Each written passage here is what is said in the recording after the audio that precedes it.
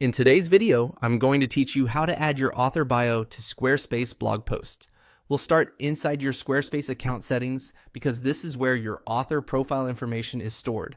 From your dashboard, click on account settings. Once you're there, look for the bio section. This is the area where you can enter the short description that will appear as your author bio on your blog posts.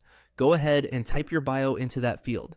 Keep it clear and concise, and make sure it reflects how you want readers to recognize you on your site.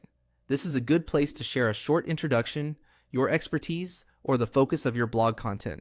Since this bio may appear publicly, it's always a good idea to give it a quick review before saving.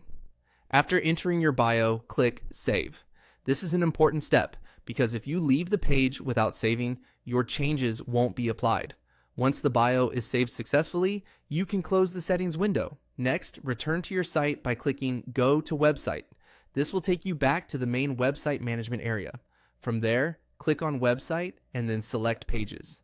This is where all of your site content is organized, including your blog. Inside Pages, click on Blog to open your blog section. You'll then see your blog posts listed there. Select the blog post where you want to confirm the author bio appears. When the post opens, scroll toward the bottom of the post, and there, you should be able to see your bio displayed. That's how you add your author bio to Squarespace blog posts. The key thing to remember is that the bio is managed through your account settings first, and then it becomes visible on your blog post page. If you ever want to update it later, you can follow the same process. Edit the text in the bio section, save your changes, and check the post again. A helpful tip is to keep your bio consistent with your brand voice and update it from time to time if your role, focus, or content style changes.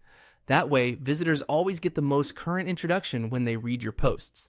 And that's it. Once your bio is saved and visible on the post, your readers will have a better sense of who's behind the content.